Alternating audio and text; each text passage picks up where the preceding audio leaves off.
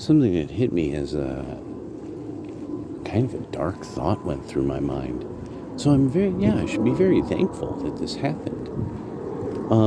For Christian outreach to especially like men who are homeless, drug addicts, wayward and such,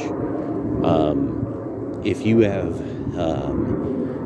hot meal kind of things that you give out to people, one of the things I would suggest is having small, like old-fashioned little, folded up like tracts that are, sayings of the saints from, like, say, the Philokalia, or the wide variety of sayings of the saints. Those little booklets that every church makes, little tiny booklets, and really, like, because there's I was thinking about the red pill thing has come up now, and unfortunately it is becoming too closely related to men trying to have sex with sexy girls rather than fat girls, and that's not really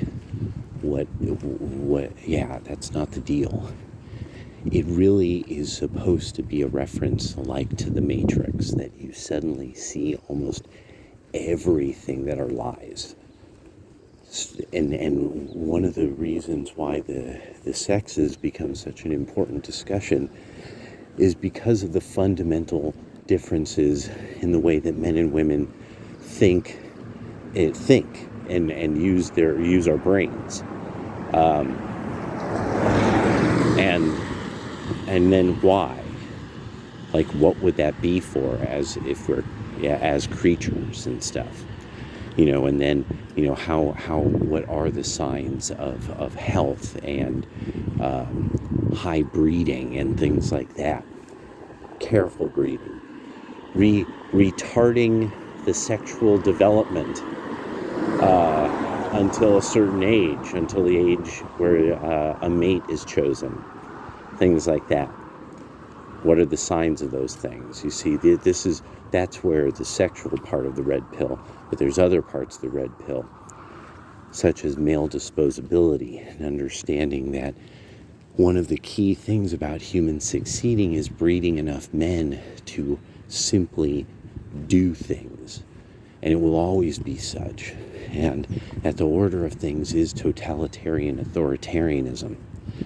And that we have these glimpses of these other periods, that totalitarian authoritarianism for a short while is not what runs everything at all times.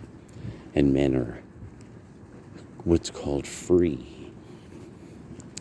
So, one of the things I wanted to bring up about the red pill and then the black pill and things like that is that there's a lot of men, especially guys who are a lot of millennials, starting to hit the Z's. It's really starting to hit the Z's. Their youth is gone. Their young years have been glimpses of fun, but just chaos, misery, political turmoil, people constantly blaming them for shit, always trying to fight to find work. Their whole adult lives.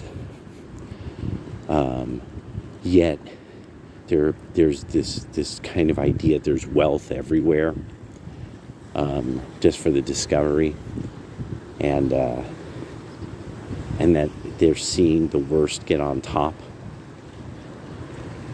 Everything's fake. Everything's gay, no matter how you want to spell gay.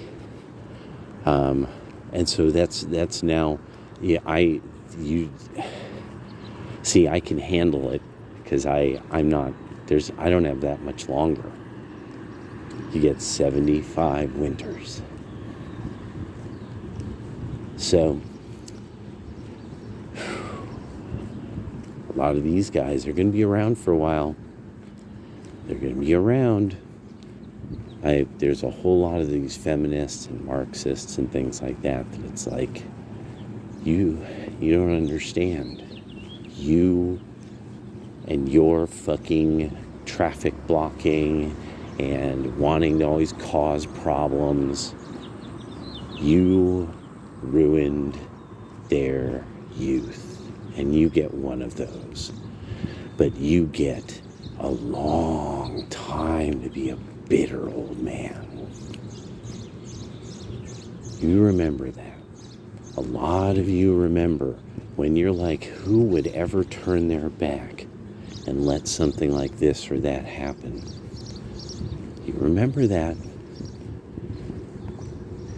You took their youth from them. You remember when all of a sudden this stuff starts over the next handful of years, Social Security, this, that, and the other. Remember, the men were there. We wouldn't do right by them. The men were there. We took their youth from them. Don't forget that, because they won't forget it.